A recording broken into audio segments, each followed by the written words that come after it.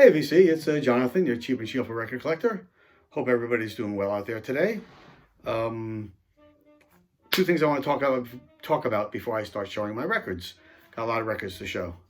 Number one, this will be my last video until July. Starting March 1st, my wife and I are actually leaving the country, leaving the US, and we're going to spend 4 months traveling around Europe. We're going to Portugal, Spain, France, Italy, the UK, Ireland, Scotland, Wales. It's going to be fantastic. Absolutely a trip of a lifetime. Something we've been planning for years, and I love traveling, and I really got sick of being in a city and having to look at my watch, go, oh, I got 15 minutes, I better go check out that museum because we got to hurry up and get to the next place. I really wanted to have enough time to be in a town and absorb it and really enjoy being there. And yeah, it's going to be great. It's going to be fantastic. So I'm not going to be on any social media. There'll be no Facebook. There'll be no Instagram. There'll be no Twitter. There'll be no YouTube videos. I'm just going to be as...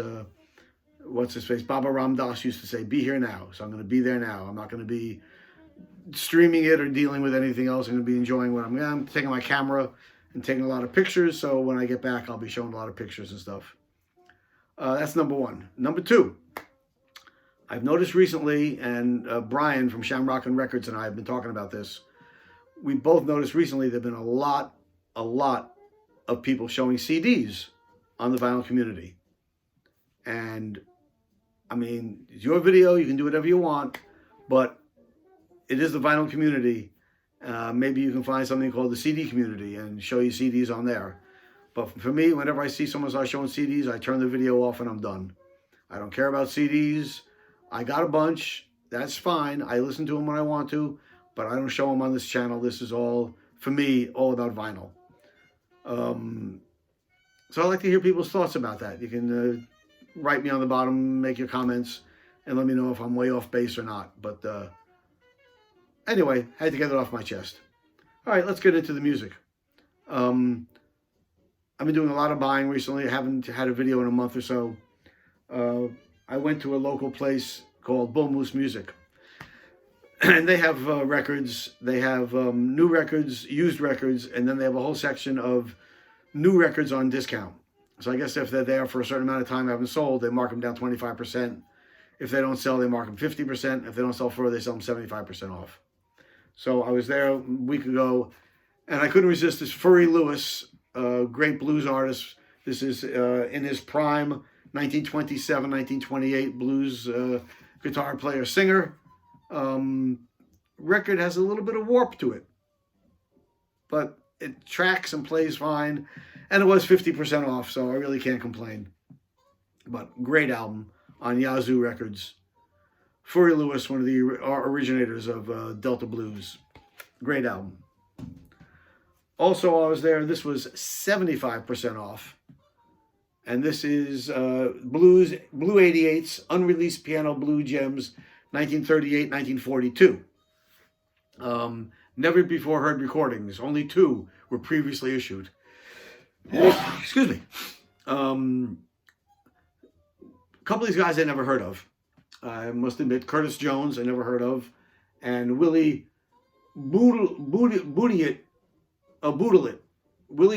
Wright, and Poor Boy Burke. The rest of the album is all Roosevelt Sykes, who I know and is very well known boogie-woogie piano player. It's a beautiful album. Really happy to get this. It was like $30 at 75% off. It was like hard to resist. So, love me some boogie woogie piano playing, and that's a great one.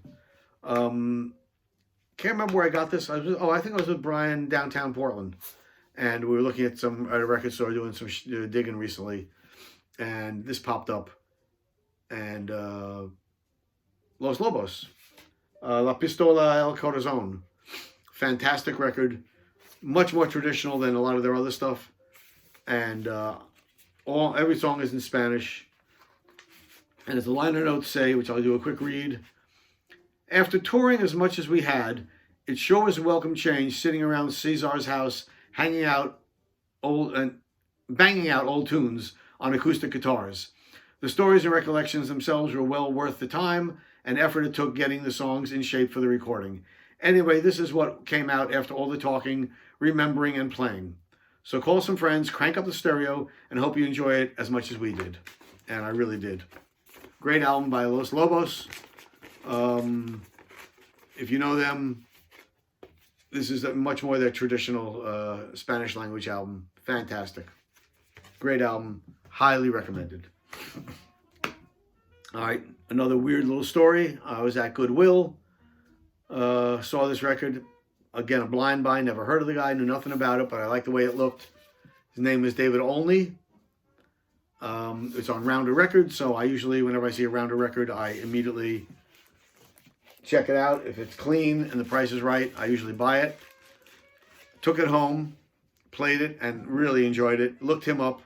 Turned out he was friends with Townes Van Zandt and Steve Earle. Showed the record on my Facebook group, YouTube Vinyl Community on Facebook, I guess, and one other group. The very next morning, Headley from England sends me a note. David Onley dropped dead that night. I never heard of this guy, and the very day I buy the record, that night, he dies.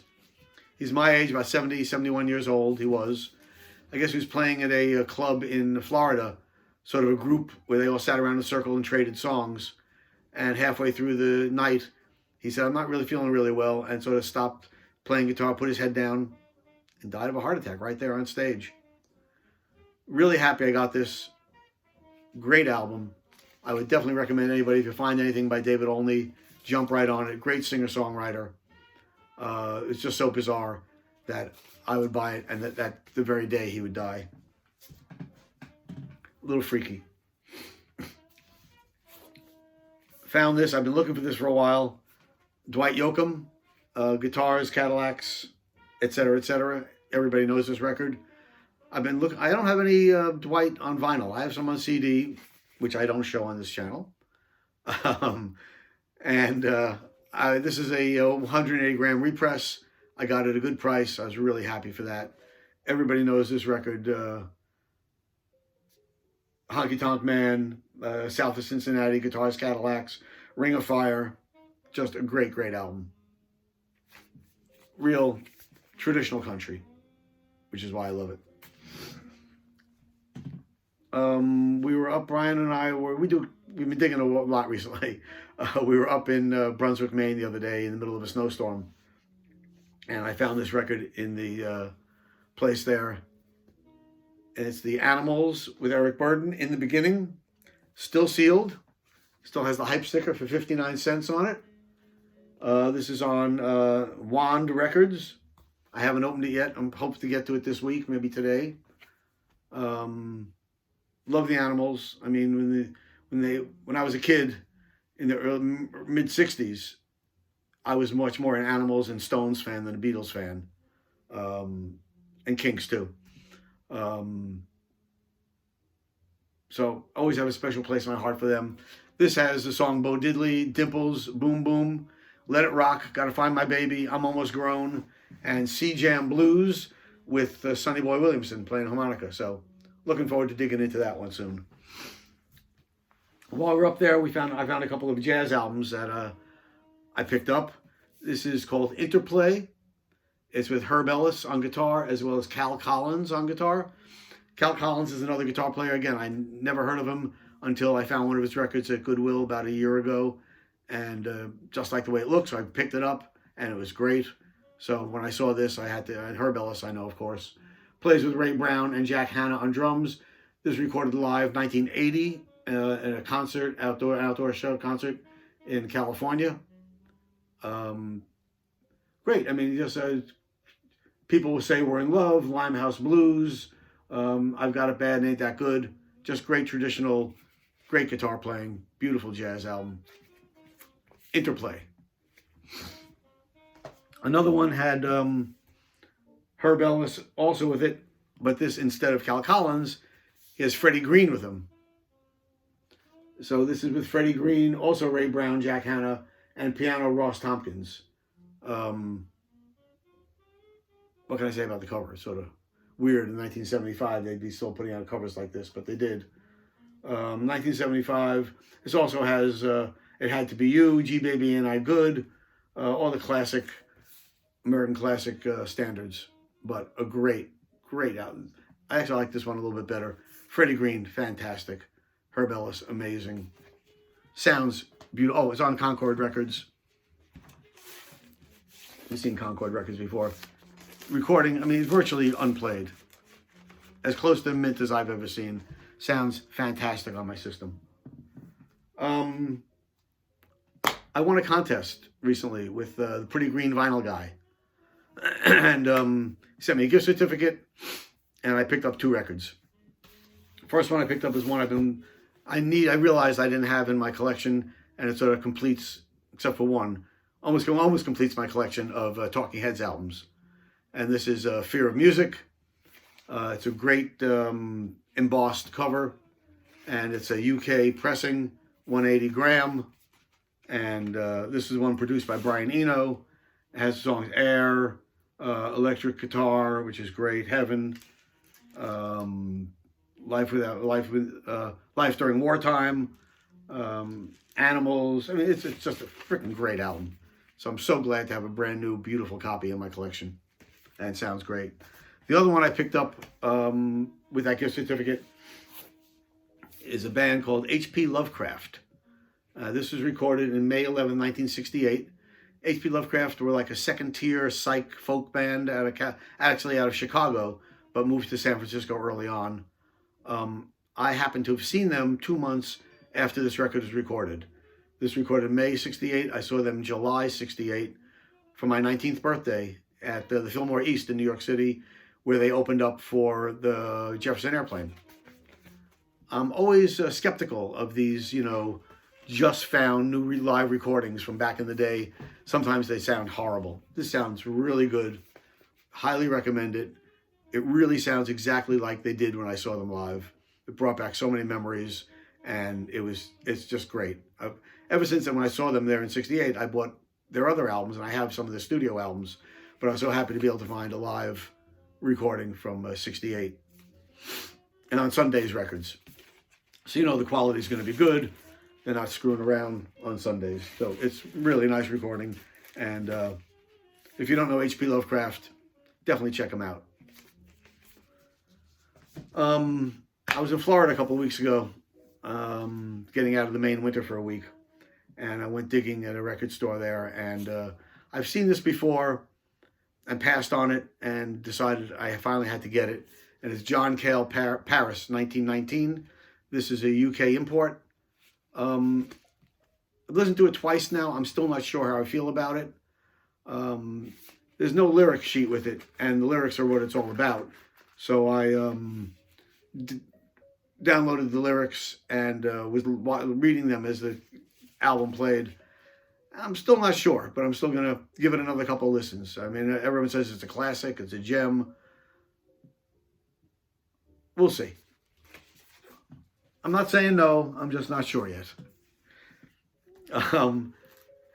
Another Goodwill find. Never heard of this guy.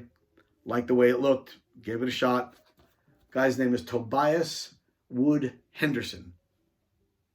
I thought it was going to be like country rock or something.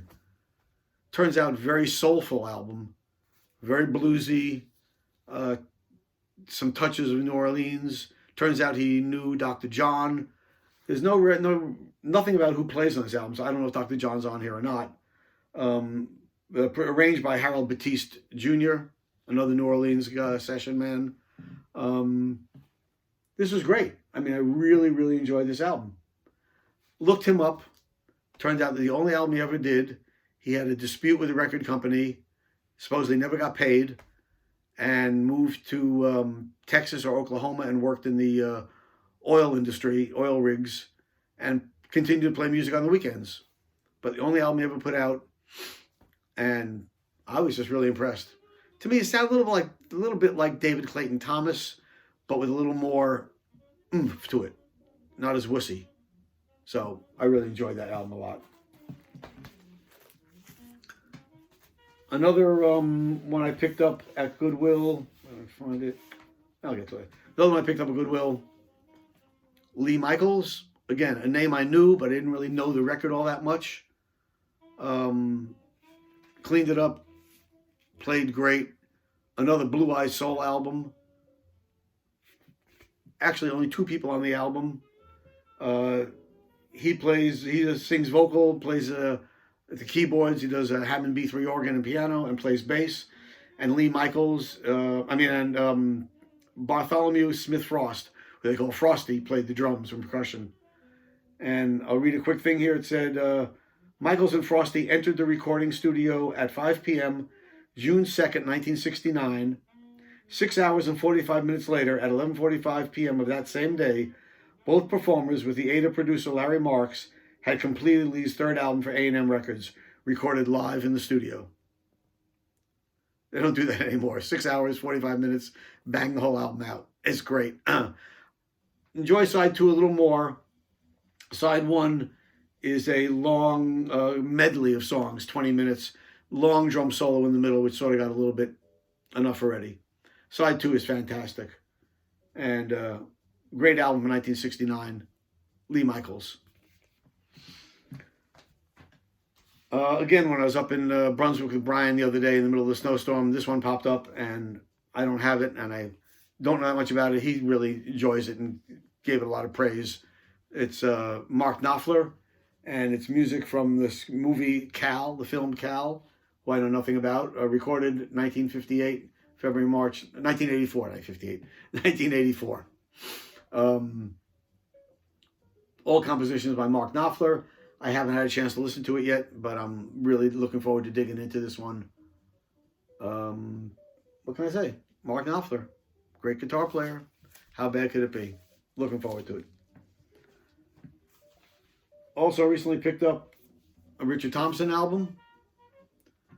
Again, I haven't heard this one yet. This is Daring Adventures, but love Richard Thompson. Big fan. Seen him a couple of times live. Great performer.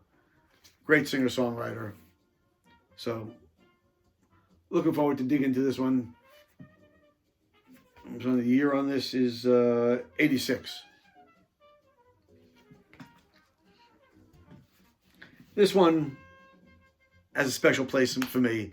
A lot of people poo-poo it, but I sort of like it. David Johansen, when he was Buster Poindexter. The reason this has a special place for me, it was 1985. I got a divorce from my wife. I moved back to New York City. I was living by myself. I had left my wife and my son and was feeling a little depressed. And New Year's Eve at a place called Tramps in New York City, Buster Poindexter was giving a show. So I went on New Year's Eve, 85 to 86, and he lifted my spirits. It was a great show. He had the audience singing Christmas carols and rounds by the end of it. The band was cooking. We were drinking and singing and carrying on, and it was a great, great performance and really was a great time. So for that, I had to have it. I had this in the past and really happy to add this back to my collection. David Johansen, formerly of the New York Dolls, one of his many personas, and this one is Buster Poindexter and the Banshees of the Blues. Great album. Really enjoyed the hell out of that. All right, the last 2 are 2 that I got. One I got at a antique mall, and Brian passed it by, didn't notice it as we were looking. I saw it, and I zeroed in on it. Again, blind buy, knew nothing about it, but it looked cool. I paid more than I usually do pay for it. And it's a band called The Far Cry. It's from 1968, original Psych, in stereo.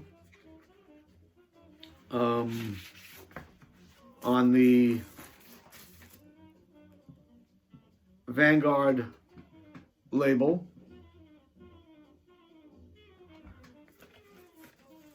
Great Psych album.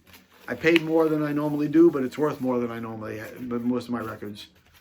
Really enjoyed this a lot. What can I say about it? The Far Cry. Only record they ever put out. Classic Psych. Really great. Obscure. Hard to find. glad I have it. And then just yesterday, I'm at Goodwill, digging around like I do a couple times a week, and this popped up. And this is Mahogany Rush. I'd heard the name, didn't really know the band that well. This is an album called Maxum. And on the back it says, dedicated to Jimi Hendrix.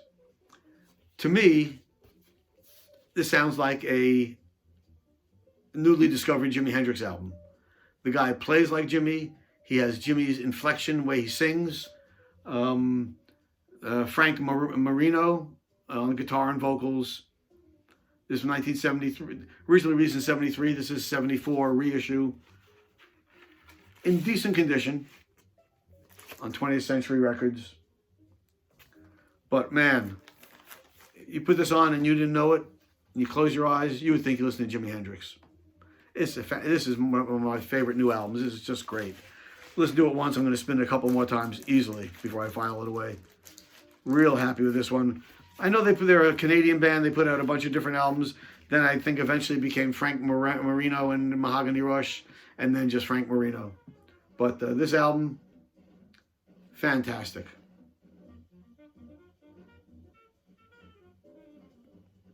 Maybe this be the screenshot. There you go. All right. That's all I got today.